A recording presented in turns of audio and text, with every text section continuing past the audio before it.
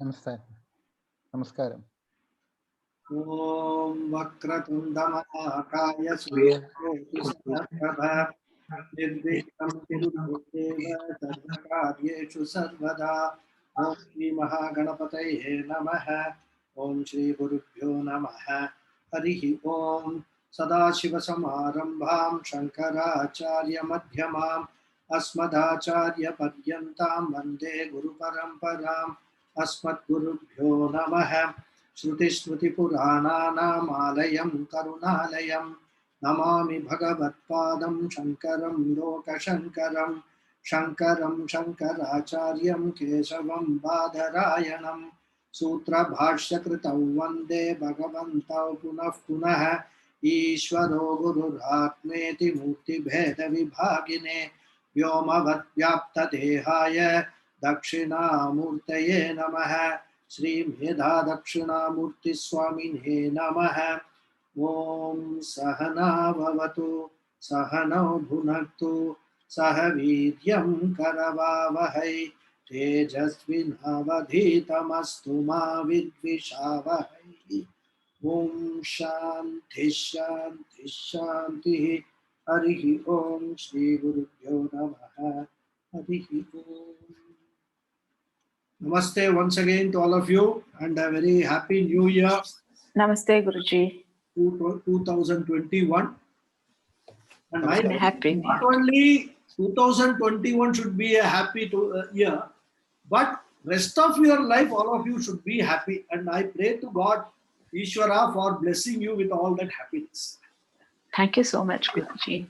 Namaskaram to you. Namaskar. And my usual request, protocol request, please mark your attendance before we start so that I can tally the number on the screen here. Okay, I think four people are yet to mark the attendance. Anyway, we will start. So in the last class, we got introduced to Brahman. And Brahman is the only thing which we have to understand and learn and discover in our life. But that is what the Vedas say. There is only one thing, as the author says here, Nitya Vastu Ekam Eva. There is only one thing which is permanent and which is Brahman. And I told you that this Brahman is not an object. It is not a thing. But normally our orientation is whenever we hear anything and we want to know about anything, our orientation is we take everything other than ourselves as an object. And that's how the language also is there. We are used to English. I am the subject, everything else is an object. But Brahman is not an object. What it is, we will come to that later. But at this point in time, it is enough to understand that Brahman is not an object, it is a principle. It is an infinite principle, a limitless principle is this Brahman. So, when we say limitless, we need to understand that word very well. Because everything in this world, including our body-mind complex, is limited. Limited means what? We actually have two types of limitations. One is time-wise limitation and space-wise limitation.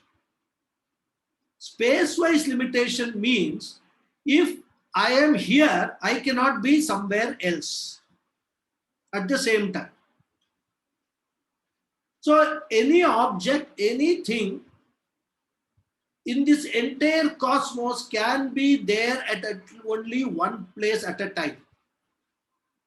It cannot be in two places. Unless, of course, you see all these double role Hindi movies and Tamil movies and all.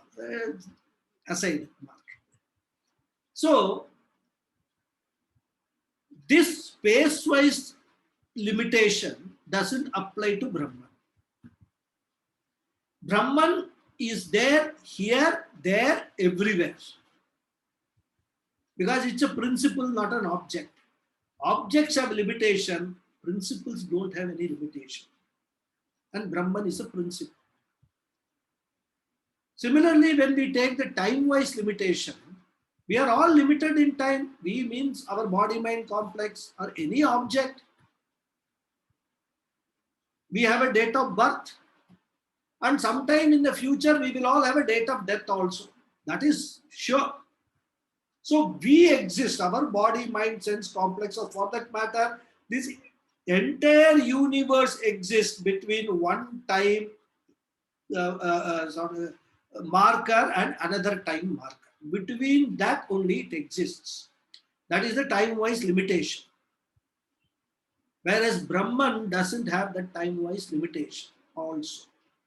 Brahman was there in the past, Brahman is there now, and Brahman will be there in the future eternally. Brahman will never ever vanish. Always there, always present. So both space-wise and time-wise limitations, which applies to everything in this entire universe, including our body-mind complex, doesn't apply to Brahman. And that is why Brahman is called limitless. He doesn't suffer from any kind of limitation. And this Brahman, in the religious literature, he is called God or Ishvara.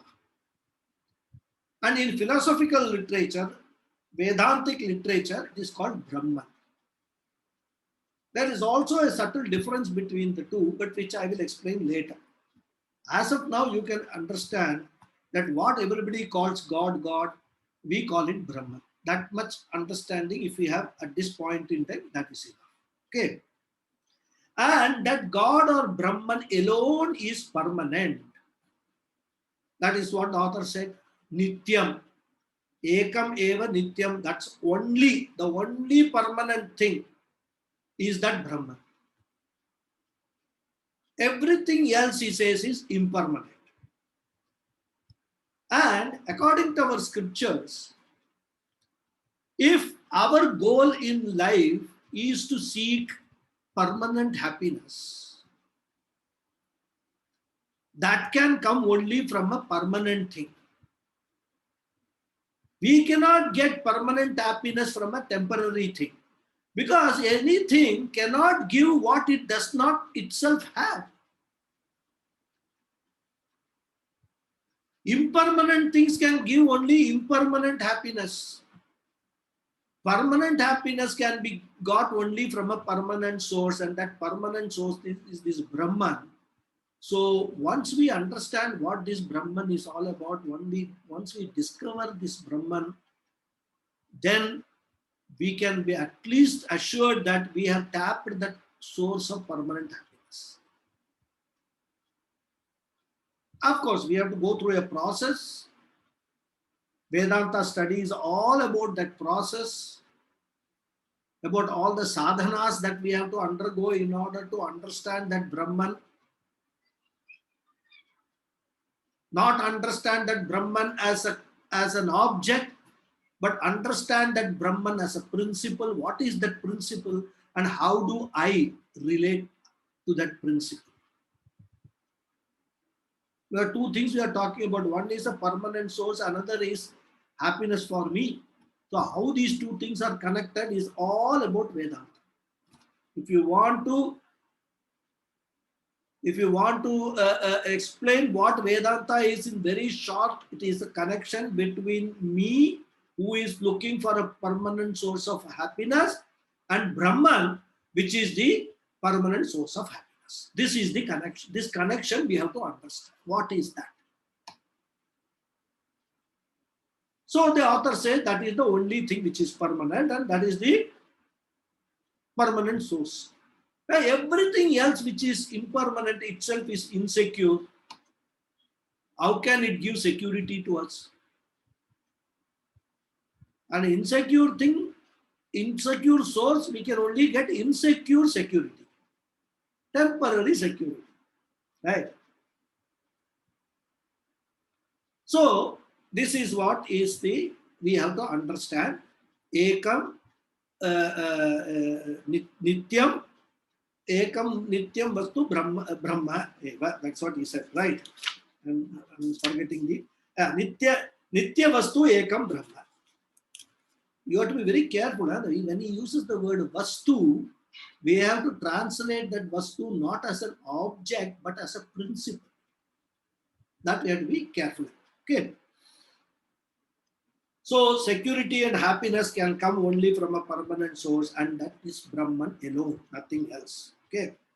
And this knowledge is what is called Viveka. Remember, we are discussing what is the definition of Viveka. What is Viveka? Discrimination. Nitya Anitya Vastu Viveka is the topic of discussion. This is the question student had asked. And the Acharya answered. That is what we are seeing the answer, details of the answer. And then further the Acharya said, Tat Vyatiriktam Sarvam Anityam. So Vyatiriktam means other than that, right? Tat, here Tat refers to Brahman. So other than Brahman, everything else, Sarvam, Sarvam means everything else is Anityam, impermanent. Right?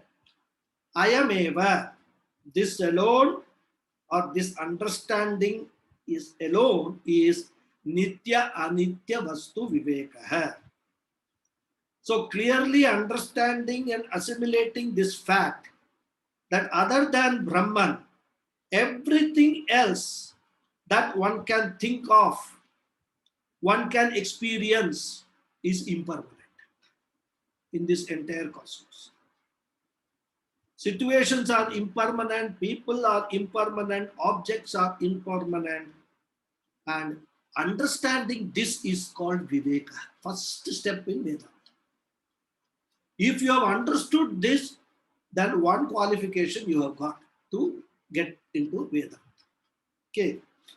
And this is the definition of what we call discrimination, the first D of the 4 Ds I talked about. Remember the 4 Ds. Recall. I'm not going to repeat it. So this is what was Viveka. Now, there was a second word which the author used. Viragaha. So obviously, the student having understood what is Viveka, now ask the question, Viragaha kaha. What is that thing, what you said, Viraga? What does that mean? So, what the author says is, Iha swarga bhogeshu icharahityam. Very profound statement. Iha swarga bhogeshu icharahityam.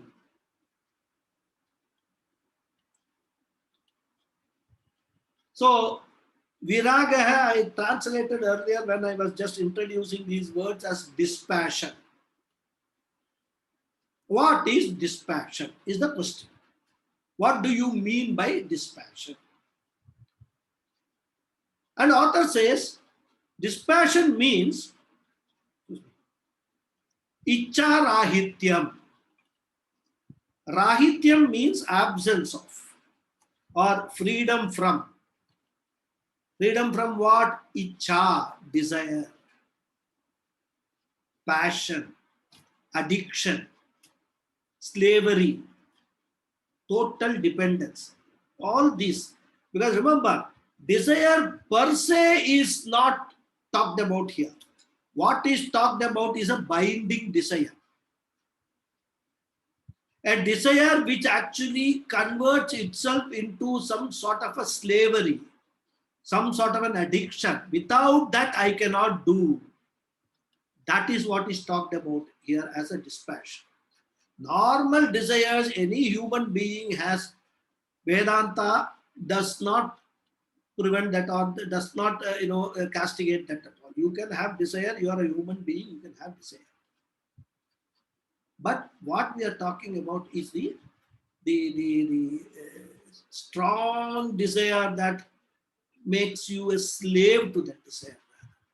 If you don't achieve that thing, you are depressed and you are sorry, or you experience a lot of misery, mental trauma, all these things. So that is what is talked about here, right? So absence or freedom from addiction or total slavery is what is here called ichha, or that is called dispassion, viraga.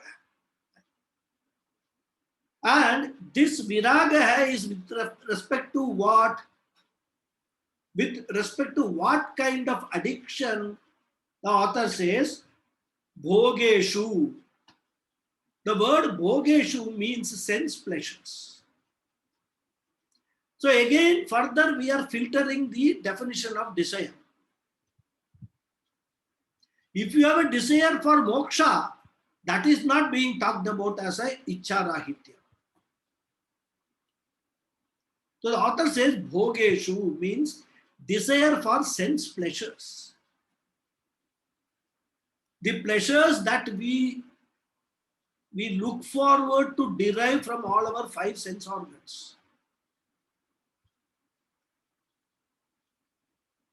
Sight, hearing, speech, what else? Touch, and also smell.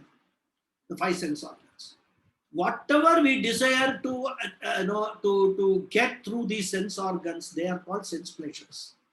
The pleasures that we look forward to get from our sense organs are called sense pleasures. That we should not have an addiction to those sense pleasures. That is what is talked about here. And the sensory pleasures, they are divided into 2 types in our Shastras, right? The first is adharmika sensory pleasures. They are dharma viruddha bhoga. Those pleasures which are not supported by the dharma or the righteous living. We are seeing a very detailed definition of dharma in Vishnu Sahasranam classes. Those who are students of Vishnu Sahasranam also, you will know what we are meaning by dharma.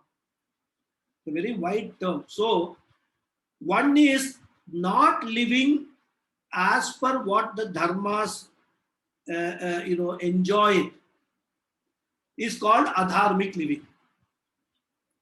And the other, of course, is dharmic desires. Dharmic kama, you can call it. So adharmic kama and dharmic kama. The desires which do not conform with the values of our dharmas enshrined in the Vedas, in the scriptures, and those which are in conformity with those values or dharmas. What the scriptures say is that one should totally be free from adharmic karmas. Such pleasures should be totally rejected. That is what the scriptures say. Totally avoided. And that is one aspect of the dispassion. Viraga. And with regard to the dharmic kama also, dispassion means you can indulge in dharmic kama, in dharmic desires, but in moderation, not extreme. We have seen people, morning till evening, they will be involved only in some puja or some japa or something like that, at the cost of not attending to their regular duties also. Not everybody, few people are there. It becomes some sort of a obsession with them to do dharmic. That Shastra says you should not do. Lead a balanced life. When you lead a balanced life, avoid all adharmic kama, and even dharmic kama, you engage in moderation. That is what is called viraga. That is dispassion. And these sense pleasures, even this dharmic bhoga, is further divided into 2 in our Shastras. Iha loka bhoga, that is the sensory pleasures which we look forward to in this world are paraloka, not or, and paraloka bhoga. Ihaloka, as I said, means this world. Paraloka means after life, going to Swarga and all that. But that also a lot of people have got desires. After my death, I should go to Swarga. This is a desire. And for that, if they become very obsessive in their practices to go to Swarga, that also Shastra says you should not do, you should avoid that. So whether you are talking about the sensory pleasures that you want to enjoy or experience in this life while living, or the sensory pleasures that you are looking forward to enjoy when you go to Swargaloka or Vaikuntha or wherever it is, for which there is no pramana, only pramanam is Puranas. And nobody has come back and said that I had all this enjoyment in this other loka. I went to Swarga and it was a wonderful thing. Nobody has told. So that desire also, Shastra assumes that most people will have that kind of desire, many people. So that also, all these things, Iha Amutra, we saw Iha Amutra earlier, here it says Iha and Swarga Bhoga Bhogeshu, in all those sensory pleasures, Icharahityam, attitude of obsession or slavery, addiction, this should be avoided. That is what is called viragaha or dispassion. And we know even some people who are addicted to adharmic things, what kind of a suffering they have in their life. When they are indulging in those pleasures, they don't realize that. But guaranteed at some stage in their life, all these things they will have to pay for. They will have to experience many cases in this life itself, forget the future lives. In this life itself, they will have to experience the consequences of all those adharmic karmas. So what we have to learn from this or note from this is, we have to lead a balanced life. A life which is meaningful, purposeful, and a life which every day takes us one level higher in our living as compared to the previous. We must be able to understand, note the constant improvement in our lifestyle, especially when you are in the spiritual path. You can note it. Actually, it is like, sort of milestones. You can set milestones and then, try to achieve them and cross. If you discover that you have got a lot of tamoguna, laziness, always feel like sleeping, but you are keen to follow a spiritual path. Action point, that is, convert that tamoguna into rajoguna to start with. Become an active person. Many of us who are retired from our services will know what I mean. When we are sitting at home and doing nothing, and the greatest service the wives do, I'm talking about men folk here, is to convert their tamoguna into rajoguna. They will give them enough work. Do this, do that. Don't sit on the sofa and keep on watching this TV. Just humorous aside, don't take it personally. So convert that rajoguna, the tamoguna into rajoguna. Once you have converted that rajoguna, converted it into rajoguna, then you become an active person. Then you want to do a lot of things. That is the time when you can look at converting a part of that Rajoguna into Sattva Guna. Because Sattva Guna Pradhanatvam is very, very important for spiritual path. So these are all practical action plans which we can do, which we can implement in the spiritual path, and then measure our own progress in that. Similarly, this dispassion, and mostly, all this, of course, I don't want to go into detail here. We'll see all these details later. But if you look at it, this kind of attachment, which gives us a lot of sorrow and misery in our life, is towards our very close relatives. The more you are attached, obsessed with your relationship with your immediate family or even little bit extended family, 100% at some stage, the very same family will be the cause for causing misery to you. So we have to again learn to start detaching ourselves from that kind of a obsessive attachment. Does not mean that you should not have relationships. That's why in my Atma Bodha class I was explaining this. We actually have two types of relationships with the world. One is a general relationship which we have with everybody. Our neighbor, our friends, general relationship. Then we have a special relationship with some special set of people or special set of objects. Some people have got a special relationship with their sound system, music sound. Something goes wrong in that, this fellow will be depressed. So even with objects, we can have special relationship. The first task in the spiritual path, when you have gone a little ahead, is convert all the special relationships into general relationships, including the special relationships which we have with your spouse, with your family, with your children. Convert them into general relationships. That is the first step of this dispassion, developing this dispassion, this viraga.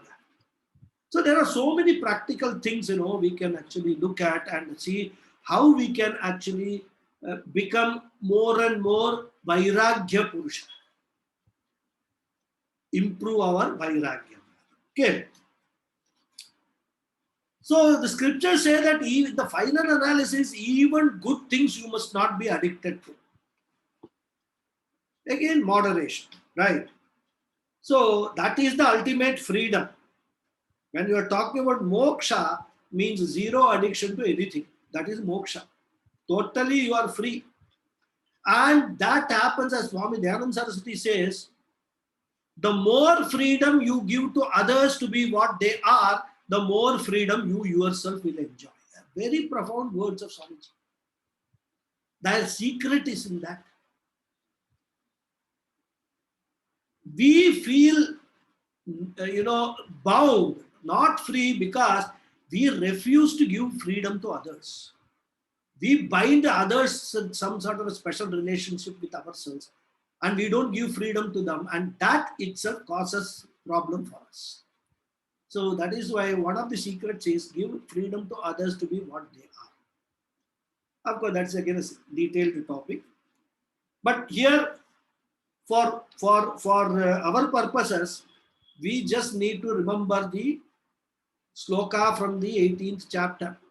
Krishna says, Sarva dharman parityajya mamekam sharanam vraja aham tva sarva papebhyo mokshayishyami mashuchaha. So this is the assurance Bhagavan is giving. What does it mean? Here dharma we have to understand as karmas. And karmas are result of desires. Whenever we have a karma, that converts itself into a karma. Action always follows a desire. So once you actually give up all your actions, then even if the desire is there, it will be fruitless or functionless desire. That is what Krishna says in Bhagavad Gita. Unfortunately, what happens is that here many people interpret this saying that, oh, Krishna himself has said, don't do anything. I am retired now, so I am going to sit and not do anything. Sarva dharman, sarva karman parityajya I have done. So that is what people do. Some people, not all. So here, what Krishna is talking about, dharman means dharmic actions. That is what he is talking about. Sarva dharman parityajya. So what the idea is, the message is that don't get addicted even to dharmic actions. That's right. So first to give up all addiction to adharmic actions. Then evaluate all your dharmic actions, and if you find that you are addicted to some of them, try to get rid of that addiction part of it. Dharmic action you retain, addiction part of it, get rid of it. Right. First to develop good addiction and then get rid of the bad addiction. That is, first develop good addiction to dharmic activities so that you get rid of the bad addiction to adharmic activities. Then when you are left only with good addiction of dharmic activities, that also addiction part you remove. Right. And this you can do through jnana, through wisdom. Because the entire Vedanta study is all about helping us to get rid of these good addictions also. That is what is the wisdom or jnanam is all about. Right? And when you get rid of that addiction to all dharmic actions also, that is the real state of freedom. That is what is moksha is about. Unless you get into that, even if you are continuing to have these dharmic addictions, you will still be in samsara only, a bound human being. Real freedom is even dharmic things I have no addiction to. If I can do it, I will do it. If I don't do it, I don't feel guilty about it. And that's why Adi Shankara advises that when you come to Vedanta, you must take sannyasa. Because for grihasthas, there is one dilemma always. A grihastha with all his responsibilities and also religious responsibilities in the case of those who are dvijas, those who are religiously following all the rituals like Sandhya Vandanam and all that, regularly performing that. All these consume a lot of time and effort. And grihasthas will find it very difficult to devote enough attention and concentration and focus to Vedantic studies. That's why Swami Paramathananda says grihastha sannyasa is very, very difficult. Well, when you are into advanced stage of Vedanta, especially when you get into Nididhyasanam and all that, there are so many things that you have to practice, which for a grihastha you find it very, very challenging. But unless that is done, unless you get rid of all these kind of addiction to these karmas, oh my God, today I got up late, I can't do my Sandhya Vandanam, I've done a papa karma. If you feel like that, nothing wrong. Because that is the situation as of today. But when you reach advanced stages of Vedanta, that kind of a guilt feeling also you should not have. That is the freedom that we want to enjoy. No hurt, no guilt about anything in our life. That is the status of moksha, or the total freedom. So this is what he says, right? So far as viraga is concerned. Now the student asks the next question. Because he has done viveka, viraga. Then the third thing is a samadhi shakka sampatti, he said. So the student says, okay, now I understood viveka and viraga. What is this samadhi shakka sampatti? Is a question in the student's mind. And also the question will be in our mind also. Isn't it? It's a very, what's an exotic word, Shamadhi Shakka Sampatti.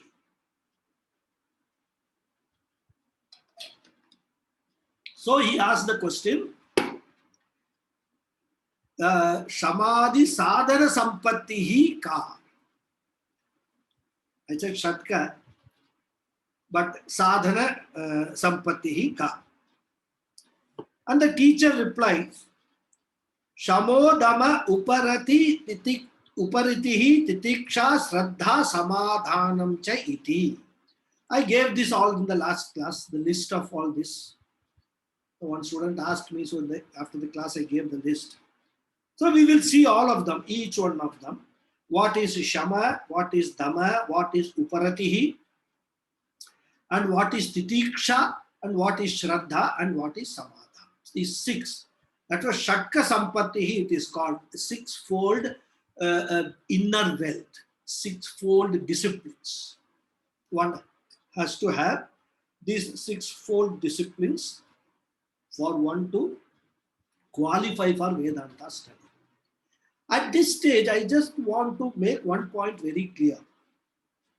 See, all these qualifications that we are talking about, it is not necessary that you must have these things as 100%, kind of a qualification for coming to Vedanta study. Because the study of our scriptures itself, or especially Upanishads, and also many of the Prakarana Granthas, including Bhagavad Gita, all these, when you are actually pursuing the studies, all these qualifications actually automatically go on improving, increasing. So what the Shastras envisage is, you must have a minimum sort of a pass percentage in this for you to get admission to Vedanta. Not necessarily you should be a topper and all that. So that is what is envisaged. So let us not understand it that, oh, I don't have these kind of qualifications, so should I pursue Vedanta or not? This question comes in many students' mind. Because many of these things, these disciplines, one can develop. There are sadhanas available for development of these disciplines. So once you are with a guru, the guru guru perceives that you are a serious Vedanta student, the guru will go out of the way to, help you in developing all these qualifications, these disciplines. This is what happens in Gurukulams and all that. Okay. So that point I just wanted to clear, because many of you may have a doubt with regard to that. So this third, important qualification is Sampattihi, he said. Sampatti basically literally means wealth. Okay. But as I said, what is referred to here is the inner wealth and discipline, inner discipline. Okay. And this consists of 6 types. Sixfold discipline, right? Which is called Shamadhi. That is Shama Adi. Shama Adi means starting from Shama. That's all. 6 disciplines starting from Shama. That was earlier he said Shamadhi. Now he explained what is that Shamadhi, 6 disciplines. Author has explained that. So he enumerates these 6 disciplines here. He will explain each one of them later in detail, but let us just understand what they are. Shamaha refers to control of the mind, or a better expression is managing the mind, directing the mind. Because Puja Swamiji also avoids this word control, because the word control gives a certain orientation in our mind, as it is suppressing something. Vedanta doesn't believe in suppressing anything. We should not suppress our mind. If we keep on suppressing our mind, it will certainly explode at some stage and even make us insane. So that is why here when we say Shama, what we are referring to is directing the mind. If you experience today, the mind actually determines what we do in our life. how much, we are under the influence of whatever thoughts come in our mind. Our actions are influenced by that. And all these PR people, these marketing people understand this very well. And that is why we are bombarded with advertisements after advertisements. Even when advertisement is talking about some false things, false claims, we will refuse to believe, saying that no, it is advertisement. Publicly they have said that, no, it must be true. And we will immediately start buying those products or doing all those things, whatever those advertisement is prodding us to do. So if you sit and realize how much we are actually being controlled, our actions are being controlled, our life itself is being controlled by the thoughts which are entering our mind from everywhere, you will be surprised. You don't even realize. You are a diabetic patient, high sugar, you see one beautiful rasagulla plate with few rasagullas there. The mind sees that. Thought of rasagulla and the taste of the rasagulla goes into the mind, immediately converts itself into something which is happening in the tongue. And you go and eat one rasagulla, two rasagullas. Doesn't matter, I will take one more extra dose of medicine. This is the way we actually console ourselves. In fact, I had a co-student in my Gurukula who had a high sugar levels, always running high sugar levels. And he was so much addicted to sweets. He will actually, if they serve some sweets during lunch, he will take extra portion of that sweet in a small box, keep it in the fridge in our dormitory, that is our where we stay, in our quarters. And then at night again he will eat that sweet. After dinner he will eat that sweet. He was so much addicted. And you know what happened? Some fingers had to be amputated a couple of years ago. Uncontrolled sugar. So if you just observe very keenly our entire day's activities, how much we are governed, we are driven by all these desires and thoughts and everything. You might not have any desire at all for a particular thing. Switch on the TV, advertisement comes. Ah, very nice. I should go tomorrow itself or today itself and buy this. This is how the thoughts in our mind direct us. So when we are talking about Shama, we are reversing the process. We are telling the mind, hey minds, keep quiet. I don't want you to entertain any thoughts relating to this. Let the eyes see it, but you don't register the advertisement. This is what is Shama. You direct the mind instead of being directed by the mind. Okay. Then the second one which follows from Shama is Dama. What is Damaha? Damaha is the control or the management or directing all our sense faculties, sensory faculties. Because this is how the process happens. The thoughts occur in the mind. Mind directs. Then what happens? The sensory faculties take over, and then they go and indulge in all sorts of things. So it is not sufficient that you actually control or manage the mind itself. You have to manage your sensory faculties also. So that is Dhamma, managing your sensory faculties. Not allowing the mind to dictate to them. And they also should not actually act on their own. Because what happens is the process is a circular process. We have got Jnanendriyas and Karmendriyas. And we have got the mind. Now you just look at the process, what happens. Knowledge of anything in this world, we get through our Jnanendriyas, the sensory faculties. And this knowledge gets registered in the mind and gets converted into a desire. When that gets converted into a desire, we want to procure that, possess that, whatever it is there. Then what happens? The mind then directs these karmendriyas, the organs of action, to go and do the action. So while we say we are talking about directing the mind, we must also put a stop to the sensory organs sending all wrong things to the mind. So having control or having management control over the sensory organs. Your eyes. Tell your eyes, don't see things which you are not supposed to see, which I don't want you to see. Tell your eyes.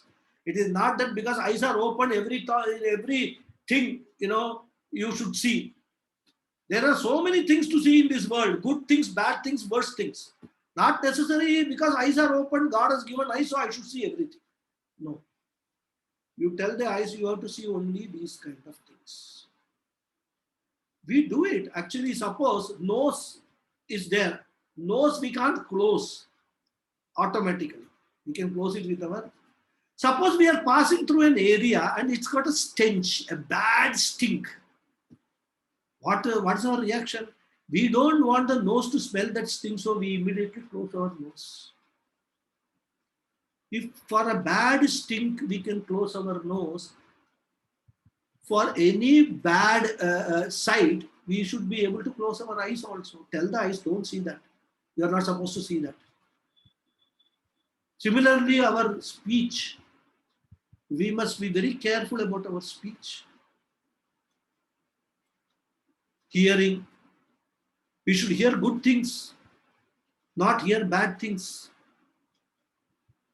That also we do practically. Somebody is saying something or something, we just close our eyes. Oh, I don't want to hear it. But instead of doing it physically, you actually direct those sensory organs to not actually react to whatever that is happening, not take those experiences into our mind. So this is Dhamma. Then third is Uparamaha.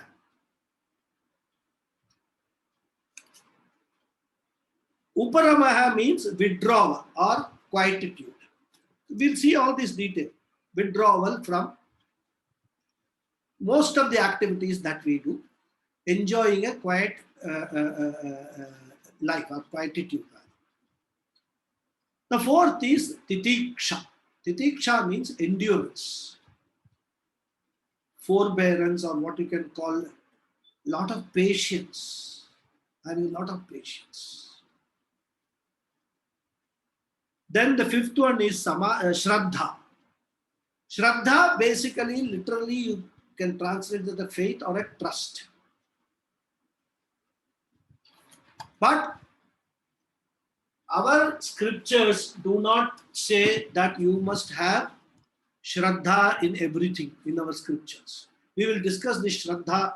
It's a very important aspect of our scriptures. We will discuss that in little detail when we come to when author is explaining what is Shraddha, we will discuss in that context. And then Samadhanam, the last one. Samadhanam means concentration or focusing power. The ability to focus on a particular thing at a time, which is very, very important from a Vedanta point of view. A free mind is a learning mind. You must have a free mind. Must be able to focus. So that is these are the 6 qualifications. Cha iti, it says, and cha is a conjunction. So all these are all called the 6-fold qualification or 6-fold inner disciplines. This is what author says. Okay. So now the question again continues. The student is asked, okay, you have asked this 6 names you have given, 6 words. Shamaha kaha, what is this Shama? So author says, Mano Nigraha. Right?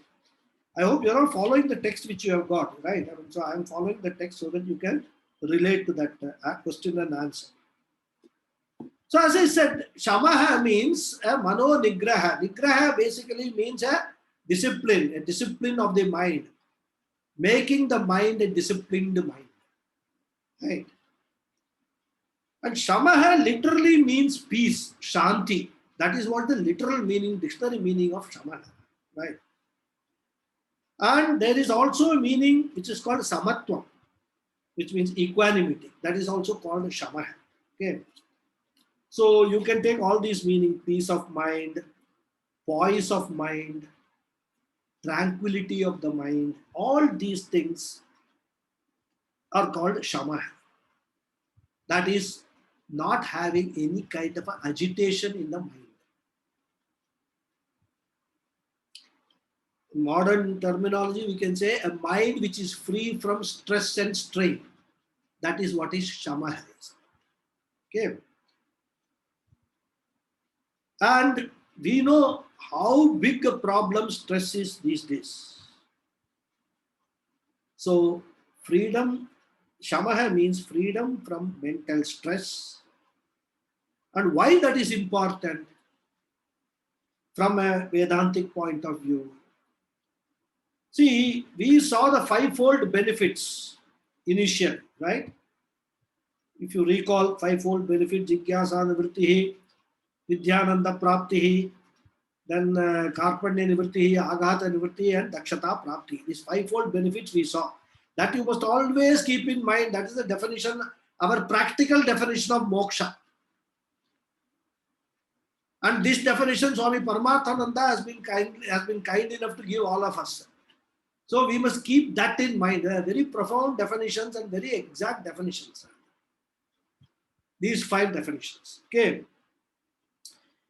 And we saw in that when the mind is stressed or tense or anxious, the mind becomes a bhara, it becomes a burden for us. We have seen that in that.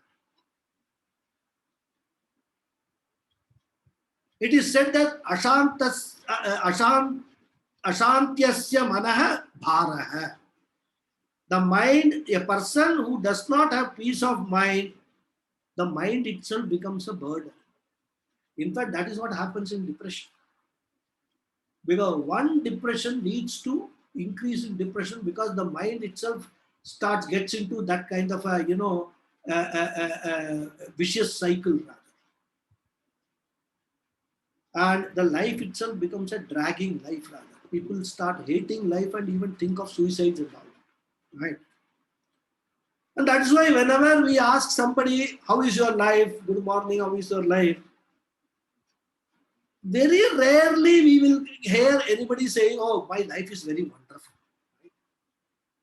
In every language, you will have some expression which says, I'm pulling on. You can see the face itself, the expression on the face.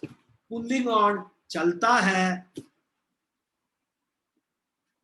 In fact, in Delhi, when I used to live, they said, dakka shahi. Just pulling on. Literally, dakka shahi. This is what is, everybody, almost everybody you can say. Nobody says, oh, I am the happiest person. My life is really wonderful. Hardly anybody can say. And why? Because of all the burdens that we carry in our mind, the life itself becomes a drudgery. Morning you wake up, all these Monday blues and all which people going to work and all, it's all the same thing because the mind is burdened with so many things. And when the mind enjoys freedom from all this stress and strain, enjoys peace, it becomes a light mind. And in such a state, the journey of life itself becomes very enjoyable and beautiful. That is why all the Mahatmas, having understood this trick, they keep their mind very light. Don't put any unnecessary things in your mind. Many of us, I tell you, my personal experience, open the Facebook, you will see somebody's comment which you don't agree with. Immediately you want to react. it becomes a burden in your mind. Oh, how can this fellow say such a thing? I want to negate what he says. Then you go and start replying. That fellow will not keep quiet. He will give you another reply which will be more hurtful. And this, you don't know that person don't know you, doesn't know you. You have never seen his photograph, nor he has seen your photograph. But you both are fighting on the Facebook. Your mind is full of that. And in fact, some people go one step ahead. They will put a comment, then they will anticipate a reply for that comment, and they will have a reply for that comment. It's like chess playing, you know. I will make this move, the opponent will make this move, so I will make this move. This is the level to which we actually burden our mind day in and day out. So Shamaha is to remove all this burden, direct the mind. If it is not going to be of any use for my happiness, I don't want it. Let anybody shout at me, let anybody say anything to me. I'm just going to ask my sense organs, my ears to close down. I will not say like this, but I will direct them to close down. Don't do anything. Don't hear this. That is Damaha. Of course, Shamaha is because through that it goes to the mind. So again, that is what we are talking about. A light mind is very much necessary for any study, especially Vedanta study. And only a light mind can be used as an excellent instrument for accomplishing any goal in life. As we saw, Aghata Nivrittihi, how it is connected to Dakshata Praptihi. We saw that. Right? So that is what is Shamaha is all about. And that is because as human beings, we have got this very extraordinary mind, very powerful mind. God has been kind to actually bless us with a mind which is very powerful instrument. We can determine the way we want to live with the help of this instrument. Choice is given. Freedom of choice God gives you the instrument to make those choices. The problem is we don't make the right choices, and that is why we suffer in our life, right? So this is what is called, that's why the mind is called mind, and of course there are a few others called Antakaranam. Karanam means an instrument. Inner instrument is what Shastras call this mind, intellect, and Chittam, Ahankaram, all these four are called Antakaranam. The inner instruments, right? So only when the mind is light, when the instrument is light, we can actually use that instrument effectively. Isn't it? Even in a war, for example, a gun is there. If the gun is so heavy that the person can't lift it, what kind of a fighting that he can do in a war? Since some of you are doctors, surgeons, if you are given a scalpel which is very heavy, the moment you pick up, your hands will be shaking. What kind of a surgery you can do? So all those instruments, that is why all surgical instruments are very light. Because surgery is a very subtle operation. Vedanta is about a knowledge which is very subtle in nature. So that is why Shamaha is very, very important. And the way we can have that light mind is removing all the muck from our mind, removing all unnecessary things, including, I said, the unnecessary things which sit on our mind because of the special relationships that we have with people. Removing all those things also. So Manashanti, the peace of mind, is required first for our very survival, first, and then of course for also achieving our goals, right? And this is required for maintaining our physical health also. Because a person who is constantly under stress, that stress will tell upon his physical health also at some point in time. So all these things, and plus a light mind, a free mind is the one which can be used as an instrument effectively for achieving any goal in our life, right? So all these things we have to keep in mind, And all this is included in the definition of Shamaha. This is what we have to understand. More we will see in the next class. Okay. Om Purnamadav Purnamidam Purnat Purnamudachyate Purnasya Purnamadhaya Purnamevavasishyate. Om Shanti Shanti Shanti. Harihi Om Shri Gurubhyo Namaha. Harihi Om. Thank you all once again. And if any Thank you, Raghuji. Guruji. please do. Raghuji, I have a question. Yeah. Before the question, let me just confirm that everybody is marking their attendance. Oh, Because there okay, are 22 participants, 19 attendance, 3 people. oh, I see. Yeah. Please. Okay. Yeah. Now the question. Okay, see, you had mentioned the Swarga and Naraka, it's a Purana Pramana, not Vedanta Pramana.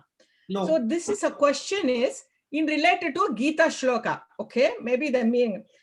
Krishna here says, Yadrichaya Chopapannam Swarga Dwarama Mavritam Sukinaha Kshatriya Partha Labante Yuddha Midrisham.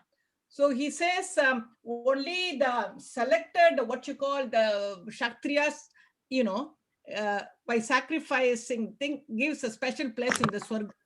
Could you just tell me what means that Swarga? And also we tell people, you do Papa Karma, you will go to Swarga, Naraka, and you do Punya Karma. So what does that mean? Am I asking a question that is related to what we are talking about? If you don't have to answer, if I'm totally off. No. There is a very good answer to that, and you have to know the answer. Okay. Because you see, our scriptures, as I told, I think in the initial classes, when I gave you the introductory classes, our scriptures are spread over for different levels of understanding, different levels of intellectual people have. Yes. It is only at a very advanced stage of intellectual understanding that you come to concepts like Brahman and all that. So for bulk of the people, and Krishna also says this, that to get a person who is a Mahatma is very rare. So how many people are going to understand and assimilate this knowledge of this Brahman or Vedanta? But people require something. It is not that Puranas, what they are saying is wrong. At a particular level of intellect, that is very much valid. That is why I told you, we have to, from treating a human being as a god, like Rama and Krishna, we go to the next stage where we get into the understanding of Saguna Brahman, which is a god with qualities. Then we say, he is Sarvagyaha, Sarvashaktiman, God can do everything. And in fact, many of us very truly believe that all the sufferings that we undergo in our life is because God has been very unkind to us and he is very partial. Some people for bad people he gives good things, for good people he gives bad things. This is the understanding of many people. So at that level, what Krishna says about Swarga, Naraka and all that are valid. No doubt. But when we come to Vedanta, our expectation should not be that I want to go to Swarga, because in Swarga I will have all this, because the Purana says that, the Ramba will dance and this, Gandharvas will sing, and then you will have a very nice life in Swarga. In Swarga, I won't have any Papa at all. There is no Papa Punya in Swarga. I have a long life in Swarga. So all that thing, 90% or even I'll say 95% of the people believe in all these things. And Bhagavad Gita takes you through the entire cycle or entire journey, starting right from a total human being, Arjuna in total Vishada, Arjuna Vishada Yoga, typical 100% samsari. From there, Krishna actually leads him step by step to the 18th chapter, when finally he says, Sarva Dharman Parityajya Mamekam Sharanam Vraja. So we must understand all our scriptures in the context and with relevance to what is being taught. taught, we must not interpose one thing there and one thing here. I am not saying there doesn't exist a Swarga. That Vedanta doesn't claim that there is no Swarga. There may be a Swarga. Vedanta also doesn't claim that in Swarga there are no enjoyments, like what the Puranas talk about. There may be enjoyments. But the point is, when we are talking about Viraga, even if there are enjoyments, you must have a dispassion towards those enjoyments also. Like you have a dispassion here in the enjoyments relating to this world, similarly, if you have got any thought that I will do lot of punya karma, because that is what it says, you do lot of punya karma, you will go to Swarga, right? Swarga formula, the package, Swarga package formula is that. You have to do your visa, everything is the punya karmas that you do. So somebody gets obsessed with punya karmas and keeps on doing anything which he feels will give him punya. Shastra says there are a lot of ways of earning. You should go on pilgrimages. You must go to all these punya sthalams where all Mahatmas have put their foot. If you visit that place, take bath in this Ganga, all these things are there. So there are people who continue to do all these things. When you come to Vedanta, Vedanta says, hey, stop. If you have those desires, this Vedanta will never enter your mind. That is what Vedanta says. Okay. No, so to continue with my question, Raghuji, so what does Krishna means by saying this to Arjuna? He's trying to boost up his thing so that he'll go and fight. Is it something like that? Still he's saying those words. Arjuna at that time, yes, exactly, because he is talking about dharma in that context. Okay, I see. He contacted what is Arjuna's dharma? Because Krishna also talks about that Swadharma Anushtana. Yes, yes. Arjuna's dharma at this particular point in time is to fight the war. Fight the war. Dharma Yes. Yuddha. And this fellow is prepared to put down his bows and arrows and give thousands of reasons to Krishna. If I do this, this will happen, that will happen. All the people will be killed. Women will become orphans and they will take to wrong ways and they the whole society will. All this Arjuna's imagination, he goes on telling Krishna. Krishna says, hey, stop. All this, fine. And I can tell you a reason why you should fight. You fight for dharma, you will get punya, you will go to Sarka. And you will be welcomed. Okay, okay. Understood? Guruji. Yes. We come to that, we must understand it in that. I did, but I want to confirm it from you as a teacher. Yeah, that's all. Okay. Swami Dharan Saraswati says that a Vedantist in one, whenever whatever question is asked, he is able to justify the answer. Of course, he says that in a joke, but when you look at anything objectively with a clear mind and clear understanding, you will get the answers. And as I said, Krishna talks about that. I am not, Vedanta doesn't talk about, for example, Yamaloka is there. Katha Upanishad, this whole background is Yamaloka only, where Nachiketa comes to Yamaloka. So we can say there is nothing called Yamaloka. We can't say that. But even after going to Yamaloka, what Nachiketa is doing? Viraga hai.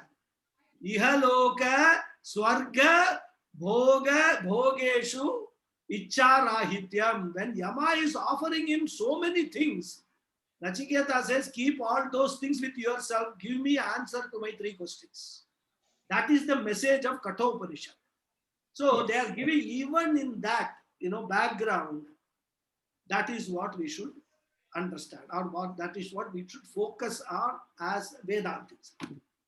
Thank you for the clarity. Guruji, one question, please. Yeah.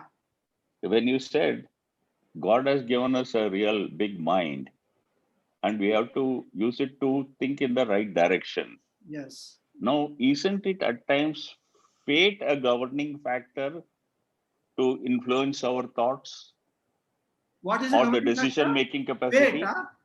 Fate. Yeah, fate is a governing factor, but that is why God gave you free will. You see, fate when you say, when you are faced with a certain circumstance, certain experience in your life, even assuming that is not a good experience, that is a, let us say that a bad experience in life, that is a result of your past not using the mind properly. Okay. Understand? So today, if you use the mind properly, then future will be, the fate will be better. Of course, when we come to Vedanta, this question of destiny, fate and all, we leave them behind. Because when we understand the law of karma, and then when you actually reach the final stage and understanding that I am akarta, I am abhokta, this law of karma, a Mahatma does not have any karma at all.